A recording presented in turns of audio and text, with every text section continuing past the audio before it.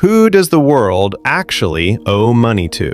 Right now, the world is sitting on more debt than most people can even imagine. Government debt alone is already measured in the tens of trillions. Add households, companies, banks, and financial institutions, and the total climbs to a number so large it almost stops feeling real. But that creates a strange question. If every country is in debt, who is the money actually owed to? Because debt does not vanish, it goes somewhere. Every loan has a lender.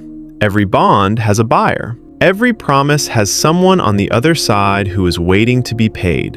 And when the borrower is an entire nation, that person on the other side can quietly shape the future of the world. So who is it?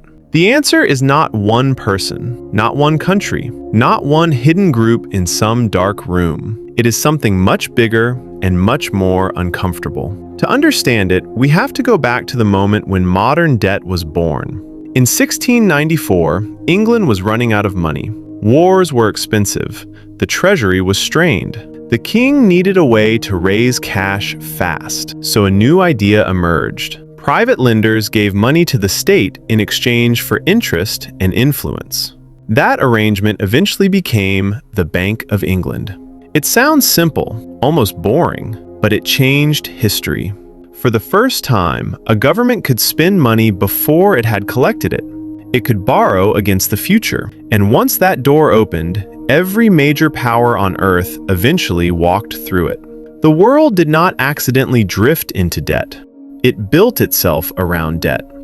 And once that happened, the real question became not whether countries would borrow, but who would hold the loans. The first answer is usually not the one people expect. Most government debt is not owed to a foreign superpower. It is owed at home, to banks, pension funds, insurance companies, central banks, citizens. Japan is the clearest example. It has one of the highest debt levels in the developed world, yet it has not collapsed the way many outsiders assume it should have. Why? Because most of that debt is held domestically. Japanese institutions lend to the Japanese government. In other words, the country owes a huge amount of money, mostly to itself. That changes everything.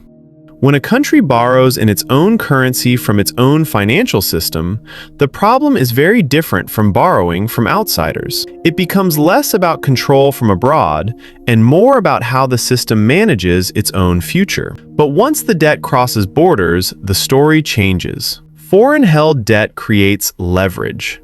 Not always direct control, not always obvious pressure, but leverage. And history is full of moments when that leverage mattered.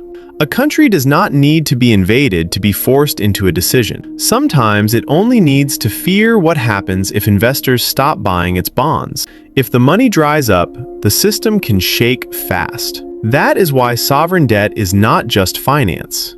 It is power. It is one nation trusting another nation to keep the machine running. And in the modern world, the machine is incredibly interconnected. The United States, for example, owes money to foreign governments like Japan and China, but that is only part of the picture.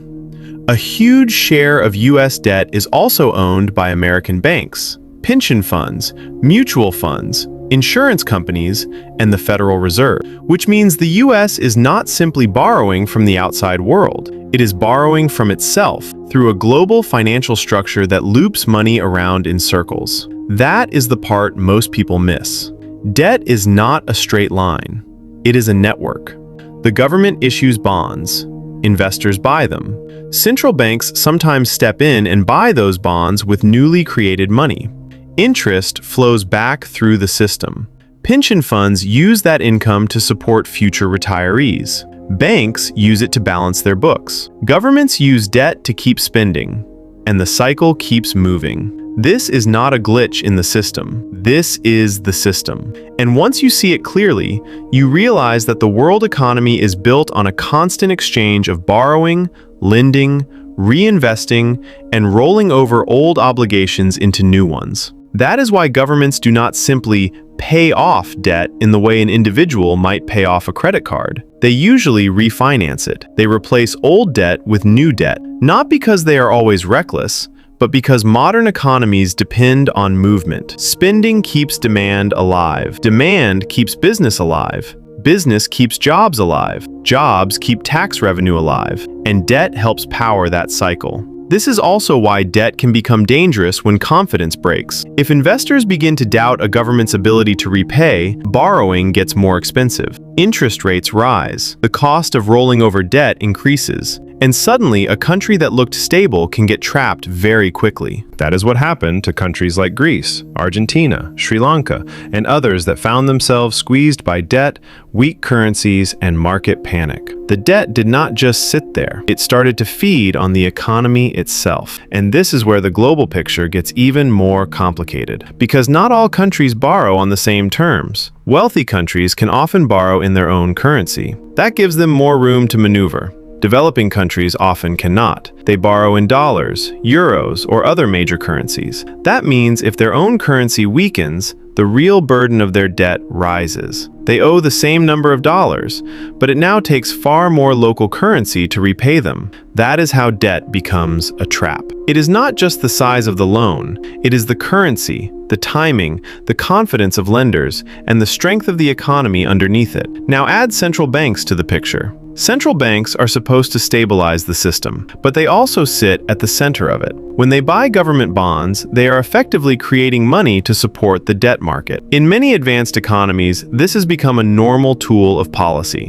which leads to a strange reality. A government borrows. A central bank creates money to buy that debt. Interest is paid. Profits often circle back into the same system. At that point, the line between debtor and creditor starts to blur. The government owes money to the public. The public's savings are managed by institutions that buy government debt.